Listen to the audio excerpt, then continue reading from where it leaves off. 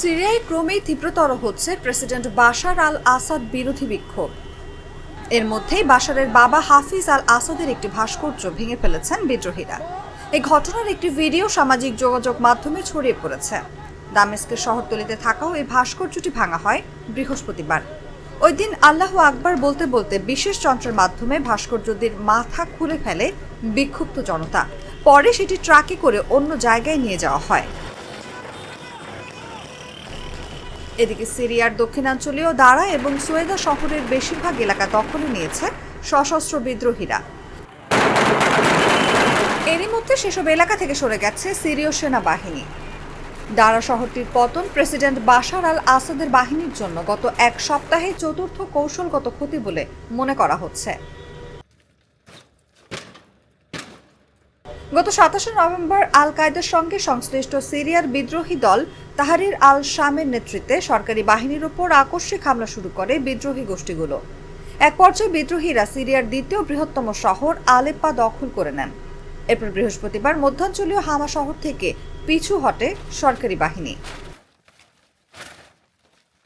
HTS নেতা আবু মোহাম্মদ আল Jolani মার্কিন সম্প্রচার মাধ্যম সিএনএনকে বলেছেন, কর্তৃত্ববাদী প্রেসিডেন্ট বাশার আল আসাদকে উৎখাত করাই তাদের চূড়ান্ত লক্ষ্য।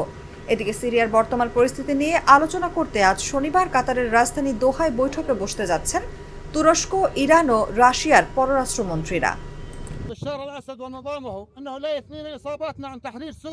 2011 সালে স্কুলের দেয়ালে আসাদ বিরোধী গ্রাফিতি লেখার জন্য একদল ছেলেকে আটক ও নির্যাতন করার ঘটনা কেন্দ্র করে সিরিয়ায় গৃহযুদ্ধের সূত্রপাত হয়।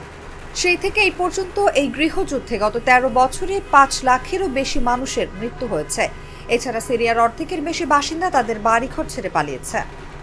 সিরিয়ার গৃহযুদ্ধের সময় ইরান শিয়া মিলিশিয়া বাহিনী পাঠিয়েছিল। রাশিয়ার বিমান হামলার সহায়তায় এই বাহিনী সিরিয়ার প্রেসিডেন্ট বাশার আল আসাদকে বিদ্রোহ দমন সহ দেশের অধিকাংশ এলাকা পুনর্দখলে সহায়তা করে।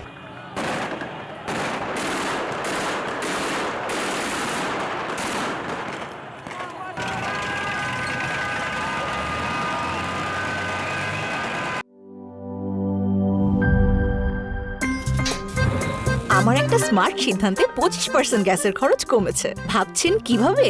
সাধারণ গ্যাস স্টোভ বদলে আমি এনেছি আরএফএল গ্যাস স্টোভ। এর সাইন্টিফিক নজল ও ব্রাস বার্নার ক্যাপ সমানভাবে তাপ ছড়িয়ে রান্না করে দ্রুত।